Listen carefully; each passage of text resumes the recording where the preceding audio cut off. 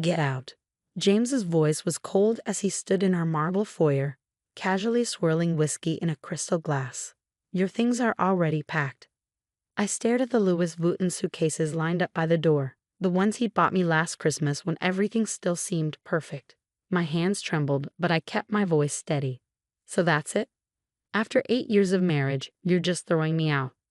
He smirked, taking another sip. Come on, Emma. Let's not make this dramatic. We both know this marriage has served its purpose. Your inheritance helped build ClearTech into what it is today. Now that we're going public, I need someone more suitable by my side, someone who understands the tech world. My name is Emma Chen, and at 34, I was watching my life crumble around me. 8 years ago, I'd married James believing in love and forever. He was brilliant but struggling, working on a startup he swore would change the world. When my parents died in a car accident 2 years into our marriage, leaving me their life savings and family business shares worth $3 million, I didn't hesitate to invest it all in his dream. You mean someone like Melissa? I asked, thinking of his 25-year-old head of marketing who'd been spending more and more time at our house lately. The way she looked at him during dinner parties, how they always seemed to be having late meetings. James's smile widened. Melissa understands vision. She gets what it takes to build something revolutionary. He gestured dismissively with his glass. You were great for the early days. The supportive wife, the generous investor. But ClearTech is worth $100 million now. We're playing in the big leagues. I looked around our mansion. The sweeping staircase, the chandelier that cost more than most cars. The art I carefully selected to make this place feel like home. All of it built with my family's money, my trust, my love. The board meets tomorrow to finalize the IPO, James continued, checking his Rolex. Another gift bought with my inheritance. Melissa and I need to prep. So if we could wrap this up. I walked to the suitcases, my heels clicking against the marble floor. Each step felt heavy with 6 years of memories. The dinner parties I'd hosted to help him network, the nights I'd stayed up listening to his ideas, the vacations we'd canceled because he needed to work.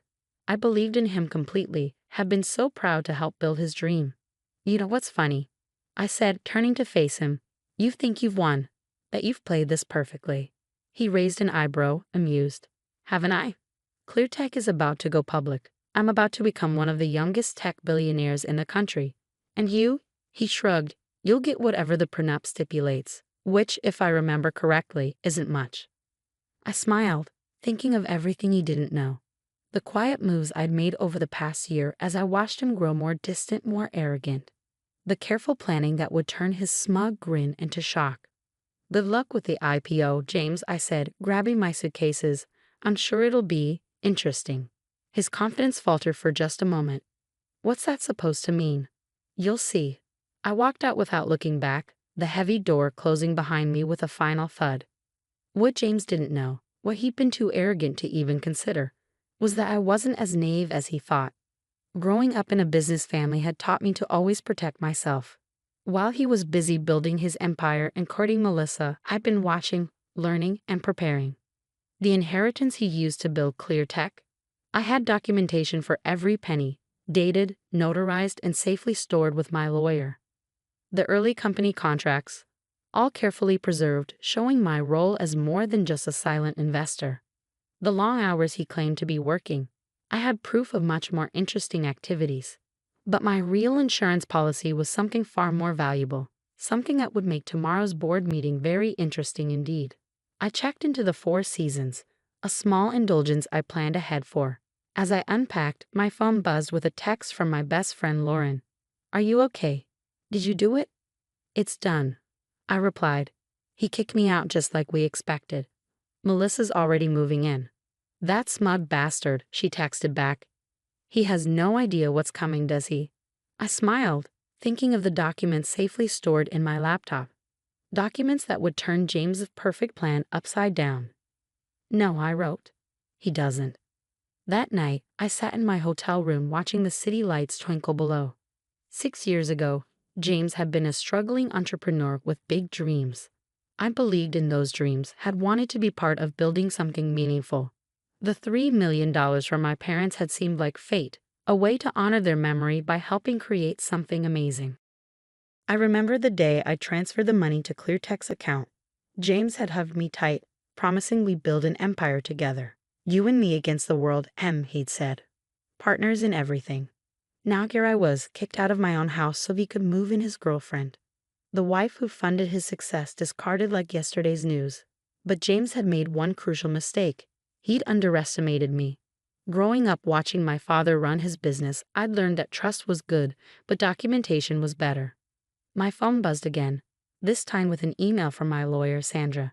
Everything's in place for tomorrow. Are you sure you want to do this? Once we move forward, there's no going back. I thought about James's smug smile as he dismissed me, about all the nights I'd spent alone while he was working late with Melissa, about how he thought he could use me and throw me away. Unsure, I replied, let's show them what I'm really worth. Tomorrow, James would learn that his perfect plan had one fatal flaw. Me, and I was done being underestimated. As I walked into ClearTech's gleaming headquarters the next morning, the security guard did a double take. Mrs. Chen. Mr. Wilson said, that I wouldn't be coming in anymore. I smiled, sliding my still valid ID card across the desk. He was mistaken about a lot of things, Tom. The elevator ride to the top floor felt surreal. How many times had I visited James here, bringing him lunch during late nights or attending company events? The modern art on the walls, the sleek furniture in the reception area, all of it chosen with my inheritance money. I could hear voices from the boardroom as I approached. James was mid-speech, his voice carrying that confident tone I'd once found so charming. Which is why this IPO will position ClearTech as the leading innovator in cloud security. Our proprietary technology. I pushed open the door, and the room fell silent.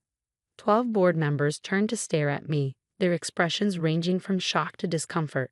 James stood at the head of the table, his presentation frozen on the screen behind him. Next to him, Melissa's perfectly made-up face paled. Emma. James recovered quickly, his smile tight. This is a private board meeting. You shouldn't be here. I took a seat at the far end of the table, placing my laptop in front of me. Actually, I have every right to be here. As a major stakeholder in ClearTech, I think the board should hear what I have to say before voting on the IPO. One of the board members, an older man named Richard, leaned forward. Mrs. Wilson, we were under the impression that you had no official role in the company. It's Ms. Chen. I corrected him, opening my laptop, and that impression was incorrect. In fact, there's quite a lot about ClearTech that needs clarification. James's facade cracked slightly. Emma, don't do this. Whatever you're thinking. I connected my laptop to the presentation screen, and the room gasped. There on display was the original investment agreement, $3 million transferred from my personal account to start ClearTech, with clear terms about my role as a founding investor. As you can see, I said calmly, my investment wasn't just a wife supporting her husband. It was a formal business arrangement with specific conditions about my involvement in major company decisions, like, say, an IPO. The board members shifted uncomfortably, several of them shooting questioning looks at James. He had always portrayed ClearTech as his sole creation, conveniently leaving out the fact that his wife's inheritance had made it all possible. That was years ago, James said dismissively. The company has grown far beyond that initial investment. True, I nodded, clicking to the next slide, which is why I found it interesting that you've been systematically erasing my contributions from company records. These are the original documents, and these, I split screen to show altered versions, are what you submitted to the SEC for the IPO filing. The room erupted in murmurs. Document falsification in an IPO filing was serious, the kind of thing that could derail the entire process and trigger investigations. This is ridiculous, Melissa spoke up, her hand possessively on James's arm. You're just bitter because my husband used my family's money to build this company, then tried to push me out when he thought he didn't need me anymore. I interrupted. No, Melissa, I'm not bitter. I'm just well prepared. I clicked to the next slide, and James's face went ash white. There on the screen were bank statements showing systematic fund diversions from ClearTech's accounts to offshore holdings. Millions of dollars moved quietly over the past year. Would anyone like to explain these transactions? I asked innocently. Because I'm very curious about why company funds were being moved to accounts in the Cayman Islands right before the IPO announcement. Richard, the board member who'd spoken earlier, stood up abruptly. Mr. Wilson, is this accurate? James tugged at his collar, his cold demeanor cracking. These are complex financial arrangements for tax purposes, completely standard. Standard? I raised an eyebrow. Is that what you told Melissa when you promised her shares from these accounts? When you planned to cash out together after the IPO? Melissa jumped up, her chair scraping against the floor. How did you? No. I finished for her. Let's just say you should be more careful about what you discuss over company email, especially when the company's security system was partly funded by the person you're planning to betray. The boardroom erupted into chaos. Several members were on their phones, presumably calling their lawyers. Others were demanding immediate explanations from James, who stood there looking like his perfect world was crumbling around him. This is a simple choice, I said, raising my voice above the commotion. Either we postpone the IPO and restructure the company leadership to reflect its true ownership, or I take this evidence to the SEC. Your call. James stormed around the table toward me, his face contorted with rage. You manipulative bitch, he hissed under his breath. You're trying to destroy everything I built. No, James, I said quietly, meeting his gaze. I'm taking back what's mine. What we built together, before you decided to throw me away. The board quickly called for an emergency recess. As people filed out of the room, many of them already on their phones with crisis managers and lawyers, I packed up my laptop calmly. Everything I'd shown them was just the tip of the iceberg. I had more evidence, more proof of James's deceptions, safely backed up and ready to deploy if needed. Richard, the senior board member, approached me as I stood to leave. Ms. Chen, I think we need to have a longer conversation about your role in Clear Tech. Perhaps over lunch? I smiled, shouldering my bag. I'd like that. I have quite a few ideas about the company's future. As I walked out, I caught a glimpse of James and Melissa in heated discussion, their perfect plan falling apart around them. He looked up as I passed, and for the first time since I'd known him, I saw fear in his eyes. This was just the beginning. James had thought he could discard me without consequences, but he was about to learn just how expensive that mistake would be. The weeks following the board meeting were a whirlwind of legal negotiations, emergency board sessions, and company restructuring.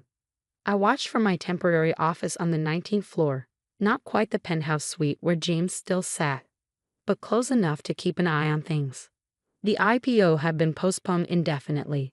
After my revelations, the board wasn't taking any chances. They'd hired independent auditors to go through every transaction, every document, every decision made in the past 6 years. What they found made my evidence look tame in comparison. They've uncovered at least $12 million in questionable transactions, Sandra, my lawyer, told me one morning as we reviewed the latest findings. James wasn't just planning to cash out with Melissa. He was setting up a parallel company structure. He was going to use the IPO money to start fresh, leaving Clear Tech as an empty shell. I sipped my coffee, looking out over the city skyline. And Melissa?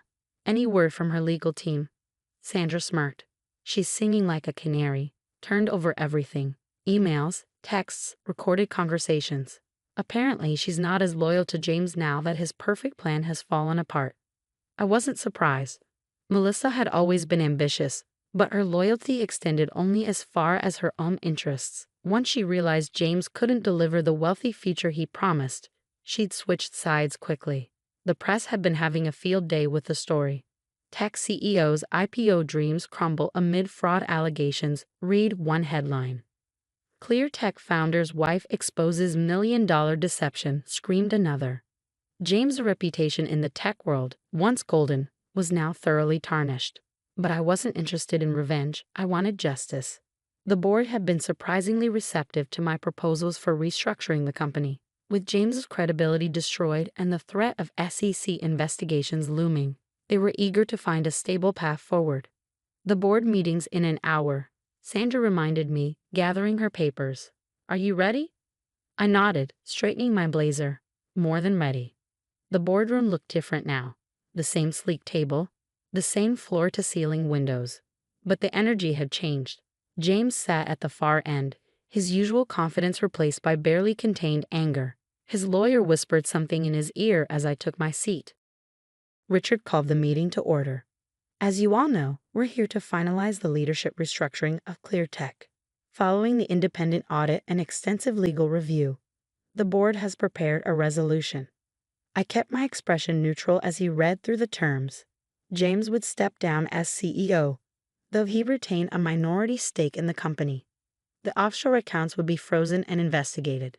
And most importantly, I would be installed as executive chairperson, with final say over all major company decisions. This is insane, James burst out, standing up.